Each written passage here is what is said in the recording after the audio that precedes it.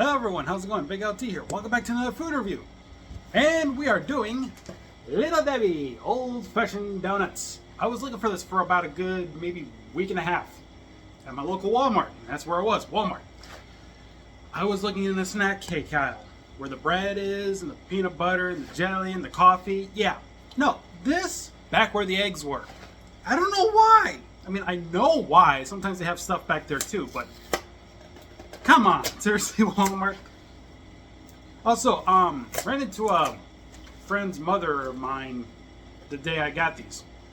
The time recording this, that would have been... No, it wasn't yesterday. I think it was 2 days ago, so it would have been Friday. Yeah, it was Friday. I remember because I was thinking to myself, oh, I'm going out to Walmart at the time when SmackDown was going live and they were doing that Hulk Hogan tribute. But anyway, yeah, that friend's mother that I know, who's also a friend of mine actually, told me about these and said these are a little bit worse than the ones we can get at a gas station called Quick Trip. But I'm willing regardless.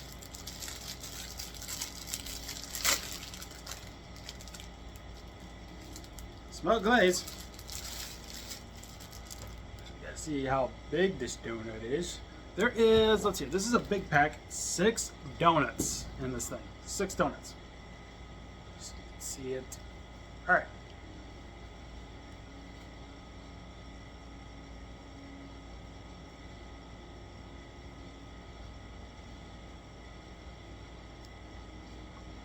That's cinnamon? What the hell? There's a different taste in there.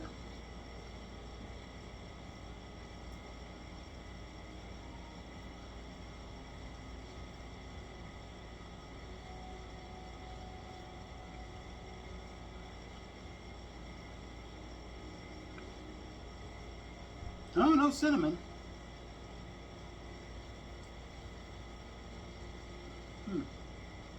Maybe it's the flour they're using? Maybe that's it, the barley malt. Maybe that's what I'm tasting, is barley malt.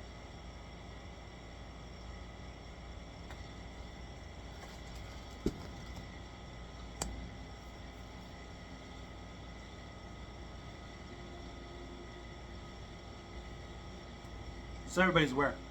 All day today. Haven't played any games. And right now it is...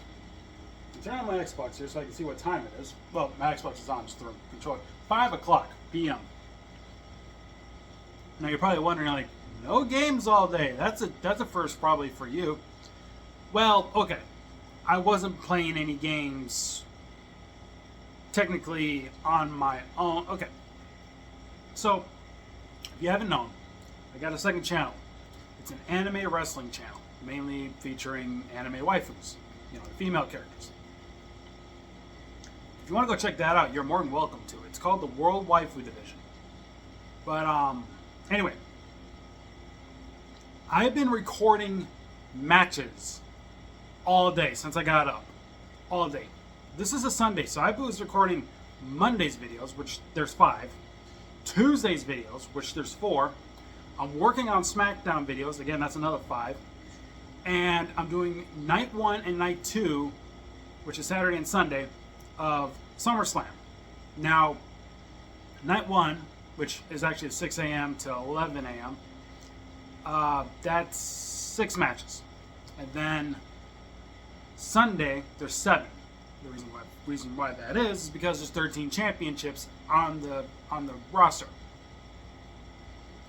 1 belt is shared between Monday and Friday.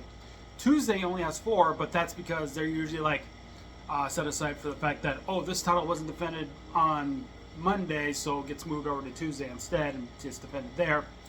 And then I can also pick 2 titles from Friday and then have those on Tuesday as well, and then I don't have to worry about doing them on Friday.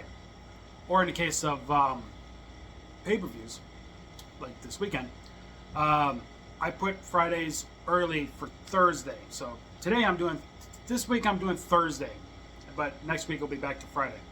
Also, I did the same thing last week, where I had Friday's videos on Thursday instead because I planned to live stream for Saturday, which is on Universe Mode, which I streamed an entire pay-per-view, which was SummerSlam. So I did an entire SummerSlam pay-per-view from Universe Mode, which is separate from what I do on the main stuff, because that's play mode. And I just streamed Universe Mode stuff. It went well.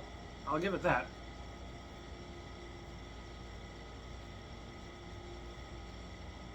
But yeah, 5, 10, 14, 20. So I'm recording 27 matches for this week. Since, well, okay, technically speaking, this goes live Saturday. So by the time you see this, the SummerSlam pay-per-view is already starting. Because this goes live at 6 a.m., same time as the first match for SummerSlam, 6 a.m. And then it'll go 7, 8, 9, 10, and 11. And then Sunday rolls around, it's again 6, 7, 8, 9, 10, 11. But because there's 7 matches, there's also the main event, which is at noon.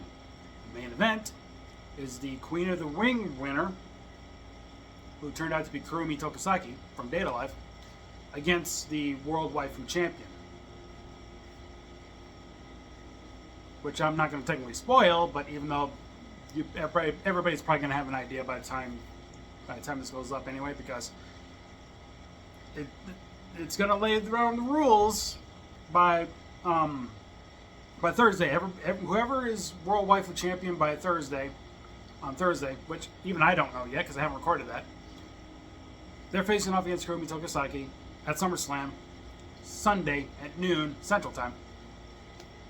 So, basically, when this goes up, the minute this goes up, there's 6 hours left until that match goes. No, actually, never mind. Forgot. This goes on Saturday. So, it would be 1 day, 6 hours, which is 30 hours from now. So, yeah.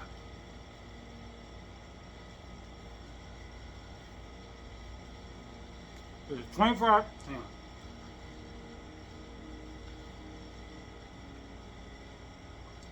Okay. So there's 24 hours in a day. And you got 6 hours. So starting at 6, it goes 7, 8, 9, 10, 11, 12. That's 30 hours. 30 hours between this video going live, the minute it goes live, the second it goes live, you have 30 hours until that match goes live. But if you see this at say like 9 a.m. for some reason, then you only have 27 hours to wait. Because you would just know now. You get the idea. So yeah, got up at probably 6:30.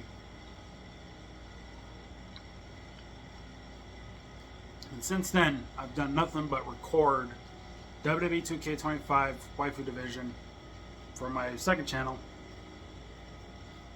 all day. Actually, not all day. I have been doing Honkai and Genshin stuff a little bit.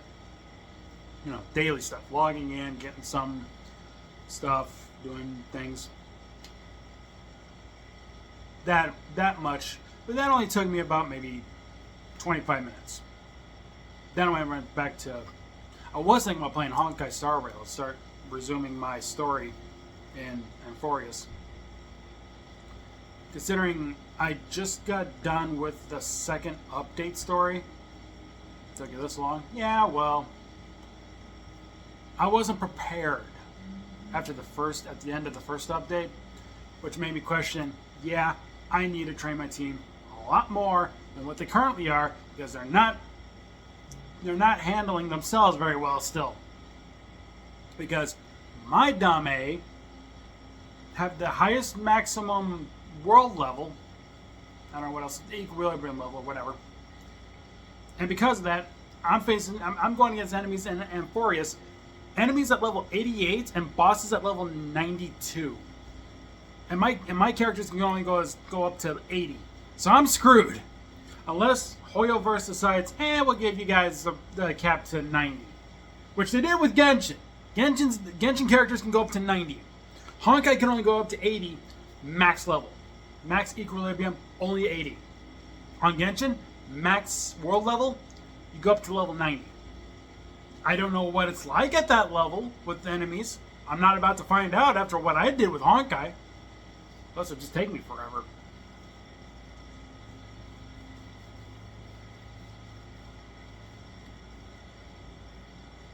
Considering the fact that I think Honkai's leveling system is a bit better than Genshin's, because when you play Genshin, you can, just on the basic world level that you start with, you can level up a character all the way to level 20. Same in Honkai. When you start that first world level, the moment you raise that world level one time, you can go up to, I think it's 50 question mark? I think you can go as high as 50. So you go to 20 to 50. When you do that in Honkai, you go to 20 to 30. Honkai, it's every 10 levels, with the exception of the first stage, which is up to 20. Honkai, it goes from 0 to 20 to 30 to 40, 50, 60, 70, 80. And even though you got one more by that point, when you do that, you're in competitive territory. So I did it because trophy. Platinum. Genshin does it differently. I know it's like 0 to 20. I don't think it's 0. I think you just start at 1, but work with me on this. 0 to 20 to 50 to 70, and then after that I'm not sure, because I can only go as high as 70 right now, but I'm kind of sticking around 60 territory as much as I can, unless the game tells me, hey, you got to raise your world level to continue the story, like it happened when Parker and I was doing the Liyue story, and it's like that's why it took so long to start up the stuff again, because I had to not only raise my world level, but I had to raise my characters' levels too, at least as much as I can, and burnout was a thing. But anyway, I only need to eat one to get my rating. 7 out of 10. 7 out of 10. As far as like me comparing it to the Quick Trip old-fashioned donuts,